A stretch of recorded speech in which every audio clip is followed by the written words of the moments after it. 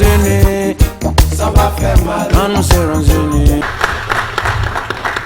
Merci Martial. Nous allons donc maintenant accueillir M. Saïd Larifou, avocat donc et candidat à la vice-présidence des Comores à l'élection 2017.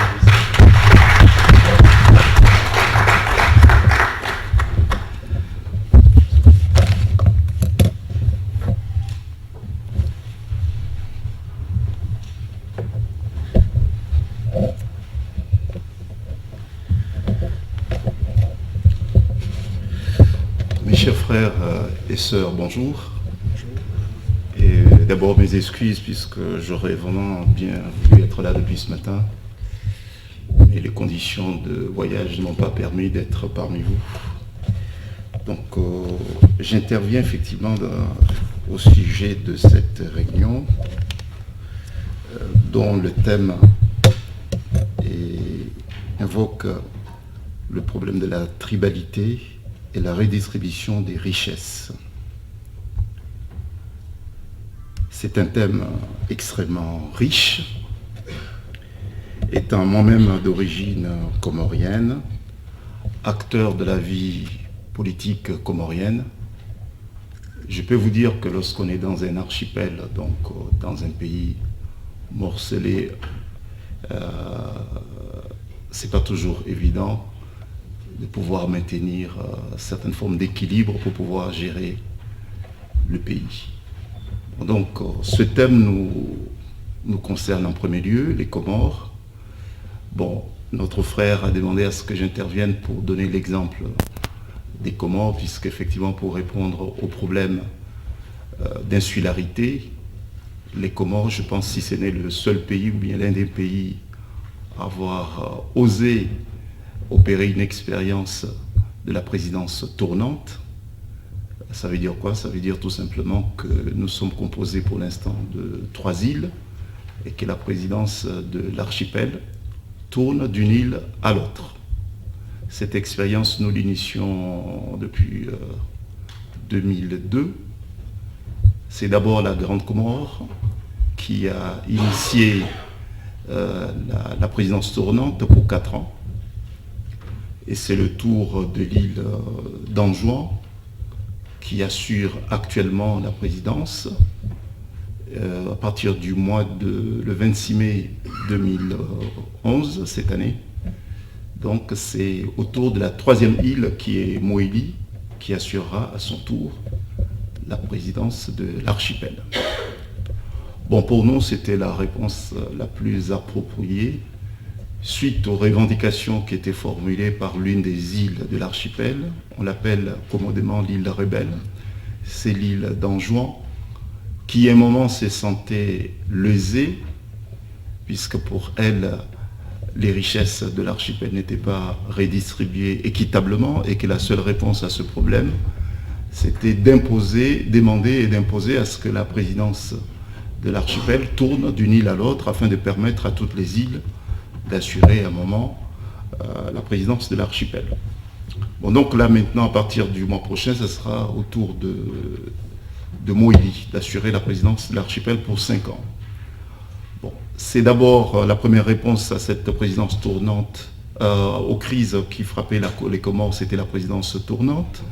Et puis la deuxième réponse par rapport à une autre question auquel les Comores ont toujours eu la triste palmarès de parler d'elle, c'était le problème de coup d'État.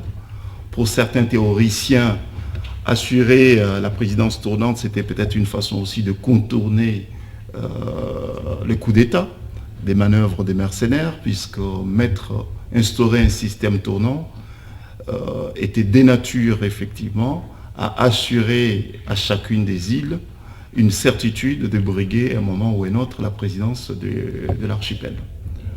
Nous pourrons dire que c'est peut-être vrai s'agissant d'une réponse au coup d'État, puisque depuis 2001, Dieu merci, l'alternance politique aux Comores se fait, entre guillemets, démocratiquement, même si effectivement les conditions de la tenue des élections ne sont pas encore celles que nous espérons. Mais toujours est-il que bon, l'alternance s'est faite effectivement par les urnes et non pas par les armes. Bon, c'est peut-être une réponse effectivement qui pour nous est très appropriée.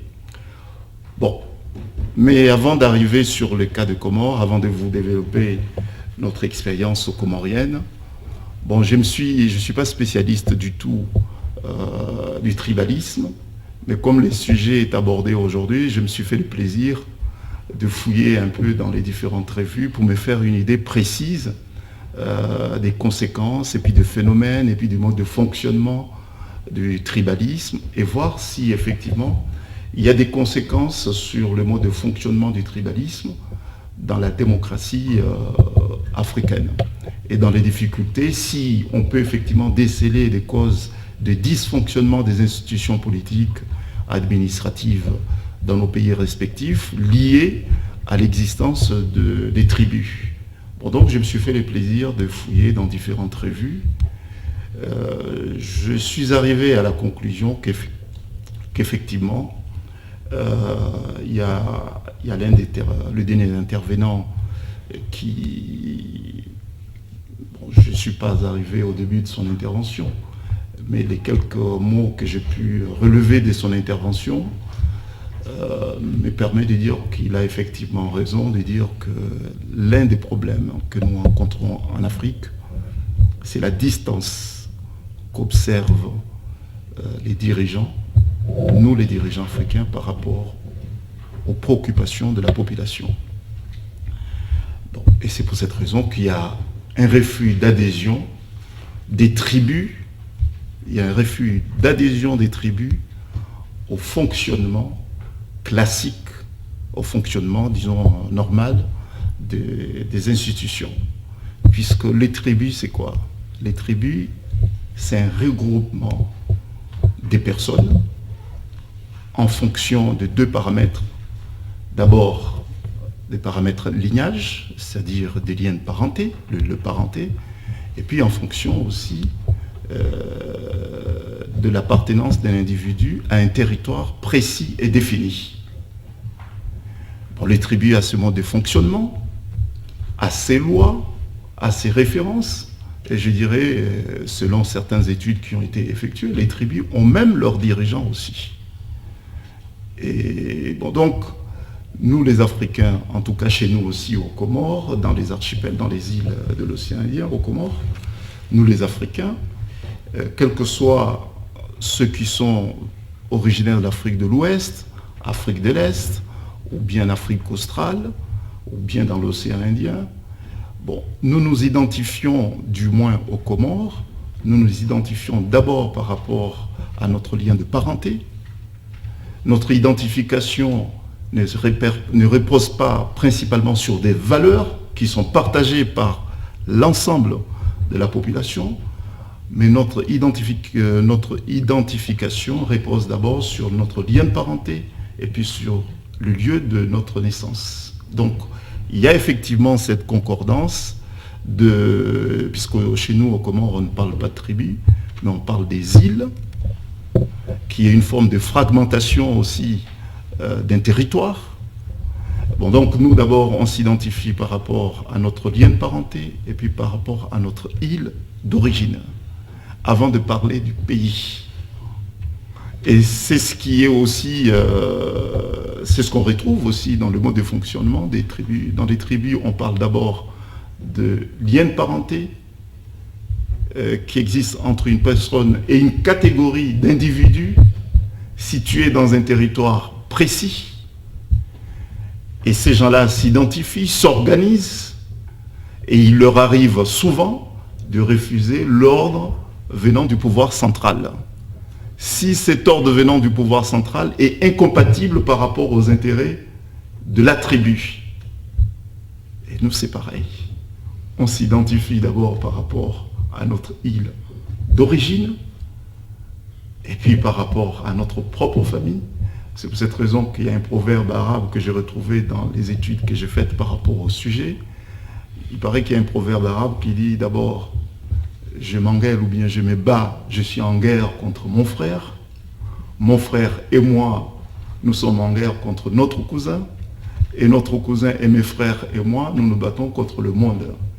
Vous voyez, bon, donc, il y a une hiérarchie d'appartenance de l'individu.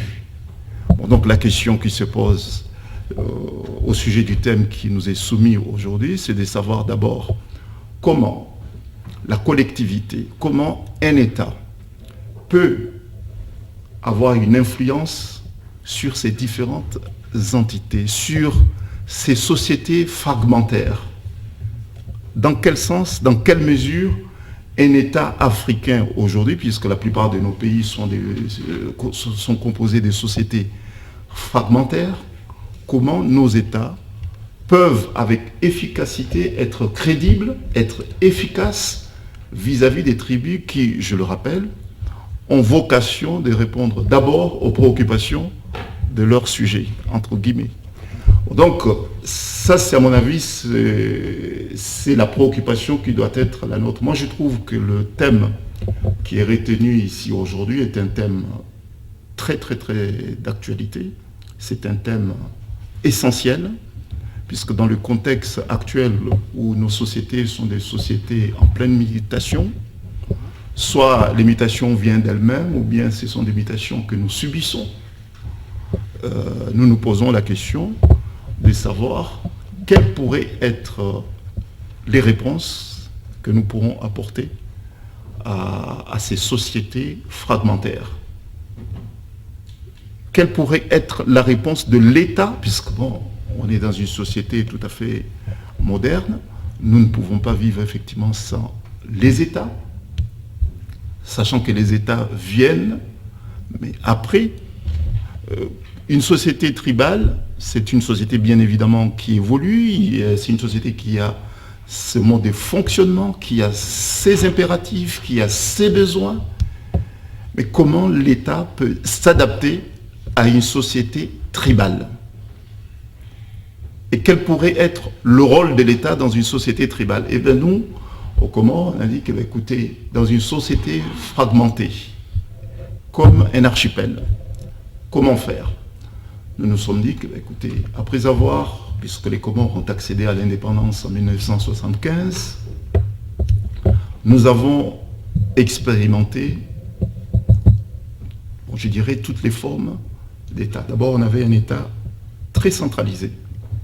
Et puis, on a pensé à un État fédéral, avec une autonomie extrêmement large accordée à chacune des entités fédérales. Et les dirigeants comoriens se sont rendus compte que, bon, non, c'est pas possible d'avoir un pouvoir central avec des entités extrêmement fortes. Et que nous voulons des régimes présidentiels forts pour pouvoir effectivement faire respecter à la fois l'unité nationale et puis faire respecter l'intégrité territoriale. Donc on ne peut pas accorder à chacune des îles une autonomie extrêmement large, puisque cela est dangereux pour l'unité du pays et puis pour le respect de l'intégrité territoriale, et surtout si les dirigeants insulaires sont des fortes personnalités qui peuvent, par rapport à leur forte personnalité, peut-être réussir à isoler le président de l'Union, le président fédéral. Donc, il y a eu des conflits chez nous, ça c'était dans les années 76, 77, 80 plutôt. Et puisque bon, la première expérience fédérale pour les Comores date de 1978, lorsqu'il y avait Ahmed Abdallah. Ahmed Abdallah était élu au suffrage universel et les gouverneurs étaient eux aussi élus au suffrage universel direct. Bon, donc les gouverneurs avaient une légitimité issue des urnes au même titre que le président fédéral. Et puis, fort de leur légitimité, certains gouverneurs, surtout ceux qui avaient une forte personnalité, s'imposaient pour faire respecter effectivement le choix de leurs électeurs et puis des populations insulaires. Et puis, se sentant légitimes, il leur arrivait souvent d'essayer de dégager des orientations compatibles avec les intérêts de leurs îles respectives. Et les présidents le président de l'époque, ne comprenant pas du tout, en tout cas ne partageant pas du tout cette vision, puisqu'il était le président des Comores, il devait avoir une vision, voire même des projets applicables sur l'ensemble du territoire. Donc il y a eu des conflits, il a procédé à des amendements constitutionnels pour justement aboutir à nommer les gouverneurs. Donc les gouverneurs à un moment n'étaient plus issus des urnes, n'étaient plus votés, mais étaient désignés, du moins choisis par le président. Bon, donc ça a engendré encore des conflits. Je ne sais pas si certains parmi vous ont suivi un peu l'actualité comorienne, mais en 1997, il y a une des îles de l'archipel qui s'appelle Anjouan. Anjouan, se sentant lésé, a demandé dans un premier temps à être rattaché à nouveau à la France. Et puis lorsqu'ils se sont rendus compte que c'était une revendication complètement absurde, qui ne tenait pas du tout du bout, et que bon, voilà, et ils ont demandé et exigé et obtenu à ce que cette fois, la présidence des Comores soit tournante. Bon, c'est les Anjouanais qui ont demandé cela et les autres îles ont accepté. Bon, actuellement, nous vivons cette expérience de présidence tournante. Bon, moi, je peux vous dire que la formule me semble tout à fait appropriée, compte tenu de la configuration géographique de notre pays. C'est une formule qui me semble extrêmement intéressante. Je pense que c'est une réponse appropriée par rapport aux Comores. Pourquoi? Parce que jusqu'à maintenant, et je pense que c'est valable pour beaucoup de nos pays africains, jusqu'à maintenant, le soutien pour développer nos pays respectifs, nous les attendons de l'étranger, de l'extérieur. Et si nous voyons ce qui se passe un peu partout, nous nous rendons compte que l'extérieur n'est pas en mesure, d'abord les pays qui nous aidaient jusqu'à maintenant, ne sont plus en mesure de subvenir aux besoins même de leur population, encore moins subvenir aux besoins des pays africains. Bon, on est arrivé maintenant à un niveau des relations avec les nouveaux dirigeants, puisque ce n'est plus les mêmes dirigeants. Ceux qui étaient présents dans... Puisque l'actuel président de l'Union des Comores, bon, c'est pas un problème de personne, donc je ne veux pas invoquer son nom. L'actuel président de l'Union des Comores, qui est d'origine anjouanaise, a été élu pour 4 ans. Donc son mandat devait arriver à terme le 26 mai 2010. En 2009, il a opéré des modifications, procédé à une modification constitutionnelle pour justement rallonger d'1 an son mandat. Bon, il y a eu tout de suite une prise de conscience, la population s'est levée pour dire, écoutez, pour modifier la Constitution, il n'y a pas de souci, on va participer à la modification de la Constitution. La Constitution a été modifiée, mais tout de suite la Cour constitutionnelle lui a dit, mais cette modification ne peut pas avoir d'effet rétroactif. Cette modification s'appliquera au prochain président. Bon, et je peux vous dire que si nous sommes arrivés à contraindre la Cour constitutionnelle qui était acquise à sa cause, si nous avons réussi à plier, je dirais le terme, je le prononce volontairement, si nous avons réussi à plier la Cour constitutionnelle, c'est parce qu'il y a une prise de conscience de la population qu'il fallait impérativement que celui qui a été élu pour 4 ans parte. Et la population s'est élevée. Bon, nous sommes arrivés au mois de mai 2010, il n'y avait pas d'élection. Il n'y a pas eu d'élection.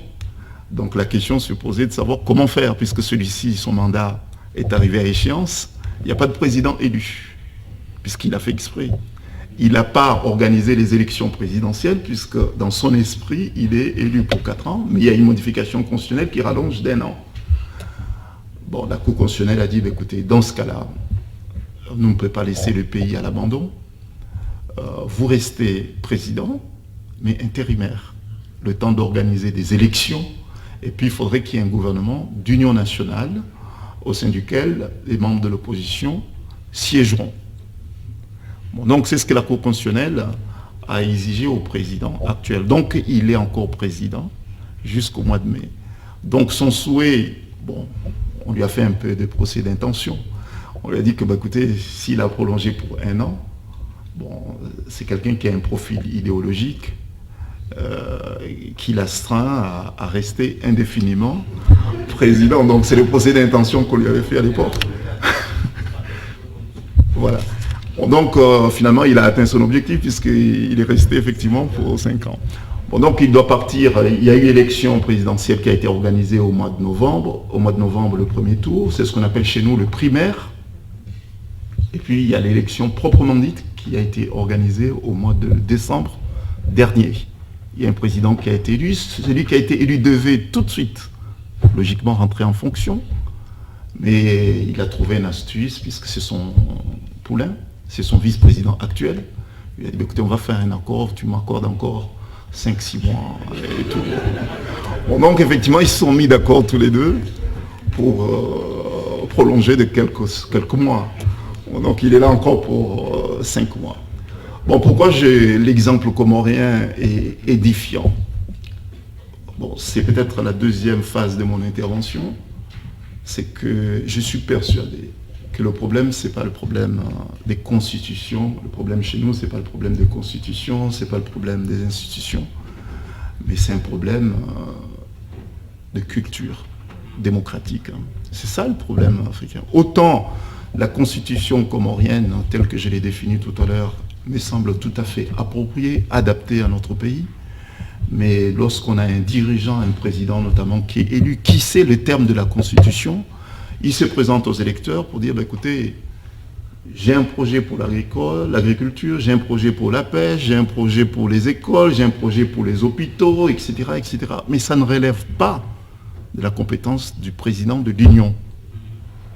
Ça ne relève pas de la compétence du président de l'Union. Le président de l'Union est là juste pour assurer la continuité de l'État et puis pour, je dirais, faire respecter les fonctions régaliennes. Être le représentant des Comores, surtout à l'extérieur. Et puis assurer une bonne entente entre les entités insulaires. Et puis les vrais pouvoirs sont entre les mains des tribus. Bon, entre guillemets, comment on appelle ça? Les îles. Ce sont les îles qui sont détentrices des vrais pouvoirs.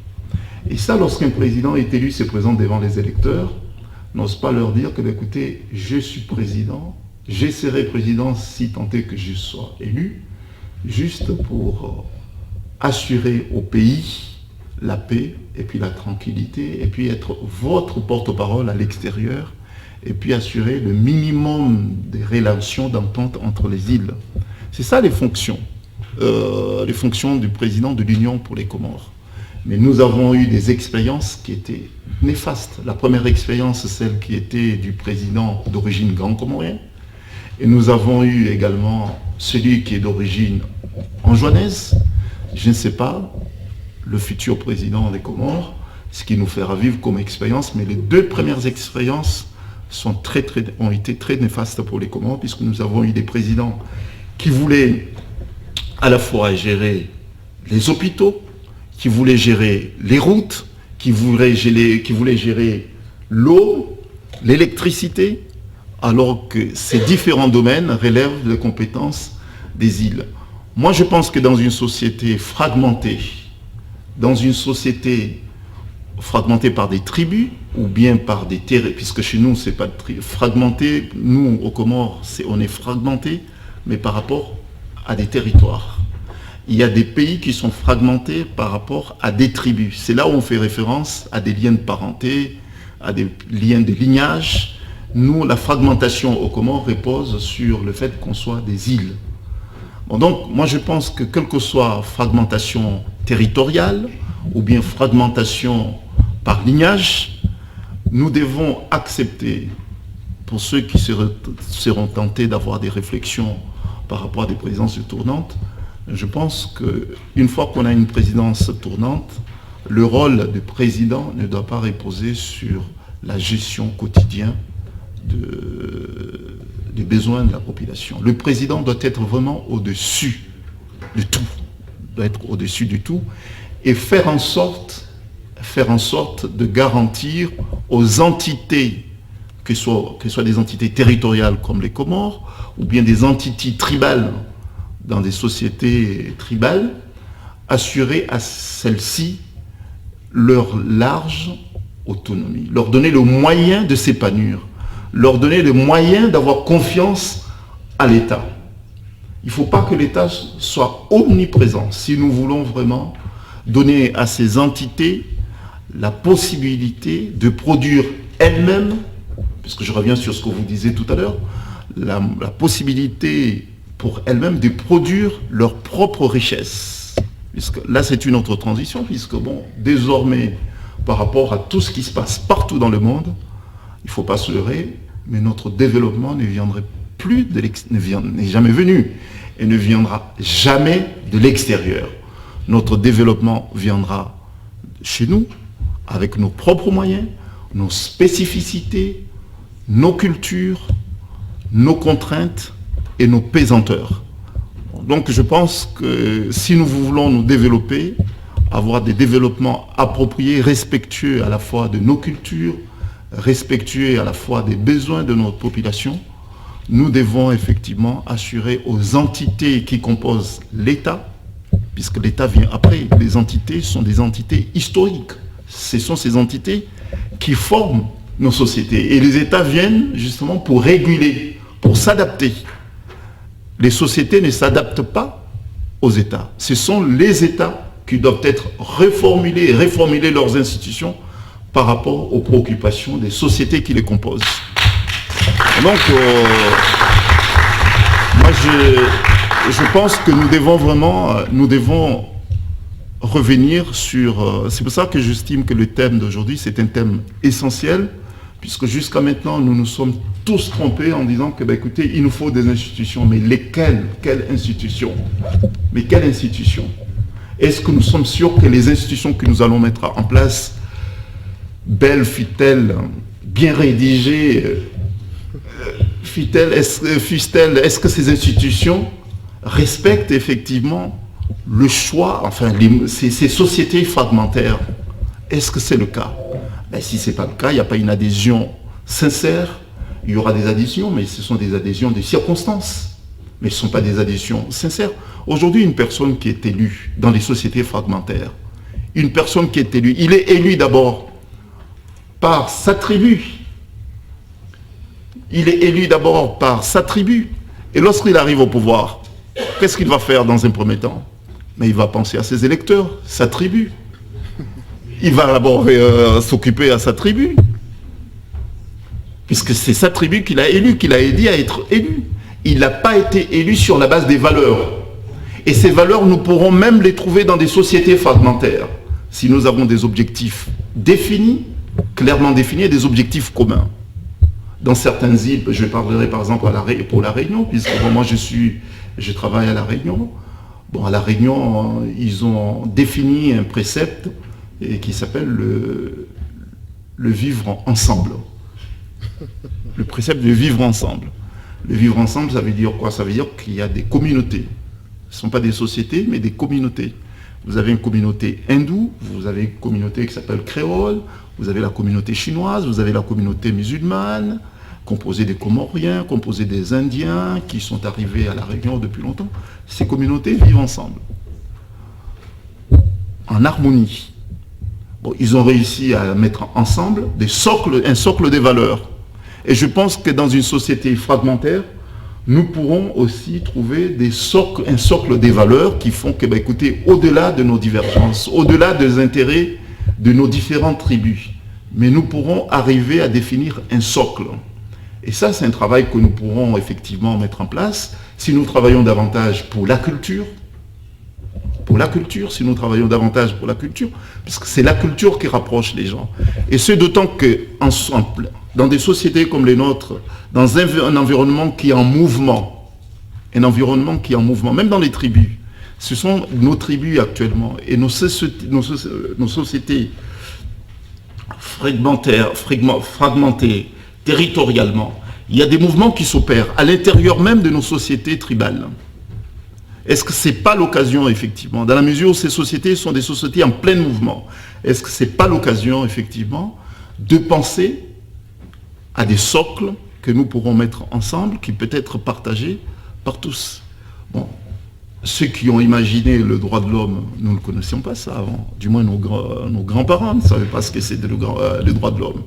Mais les droits de l'homme sont devenus maintenant des valeurs universelles. Ce sont des valeurs universelles.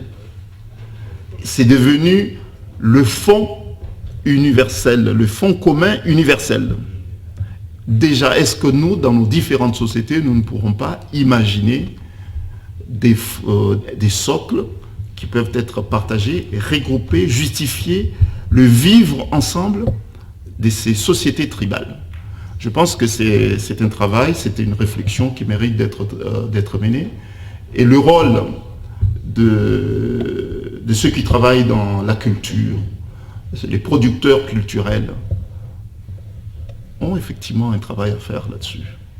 Ont beaucoup de travail à faire là-dessus, puisque c'est à partir de ce fond commun culturel que nous pourrons effectivement nous sentir concernés par des valeurs communes dans nos différentes sociétés. Ces valeurs existent en Afrique. La solidarité. Ces valeurs existent en Afrique, la pénibilité aussi. Et ces valeurs existent en Afrique, puisque bon, nous voulons tous atteindre le bien-être. Le bien-être. Donc, je pense que nous devons revenir sur nos valeurs pour pouvoir justement nous imposer à l'échelle mondiale et internationale. Encore une question, monsieur Maître Harifour, du public, qui vous demande donc, que vous inspire l'exemple de l'archipel du Japon sur le plan politique et économique, bien sûr? Malheureusement, je n'ai pas de connaissances bien approfondies sur le mode de fonctionnement japonais, malheureusement. Je ne peux pas répondre à la question, malheureusement. Donc j'organise les Miss Congo France, donc, qui est un événement qui réunit les deux Congos, Brazzaville et Kinshasa. Et la particularité de l'événement que j'organise, c'est que les filles, au lieu de porter un numéro, représentent les régions de leurs parents. Donc elles font une recherche sur les régions de leurs parents. Donc si je me permets de poser une question, parce que j'ai l'impression qu'il y a une partie qui a été oubliée, mais qui a été évoquée, parce qu'on a parlé de la jeunesse, qui ici est très peu nombreuse. Et je pense que c'est un peu cela qui fait que le message a du mal à passer.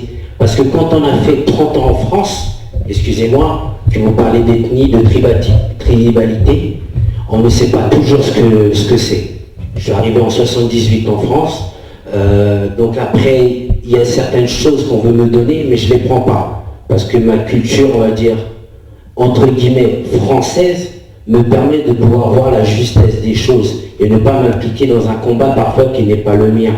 Donc c'est pour ça que je voulais savoir qu'est-ce qu'on fait par rapport à la jeunesse et pour lui transmettre ce message. Parce que le problème, je crois que de l'intervenant qui est venu, qui a dit, il y a l'action, comment elle doit être portée. Parce que je pense que dans la communauté, je dirais noire, pour dire vraiment en général, et je confonds tout le monde, dans la communauté noire, il y a ce problème qui est, vous savez bien, pour toute réussite de communauté, il faut une force économique et d'union que nous n'avons pas en France.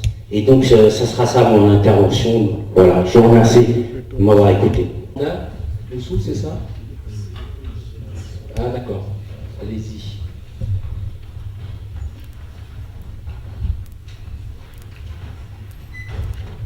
Mais bon, pas cela le tienne, je pense que je me suis inscrit au moment où ils avaient abordé la première partie, et du coup j'avais donc des questions dont il a développé certaines dans la seconde partie.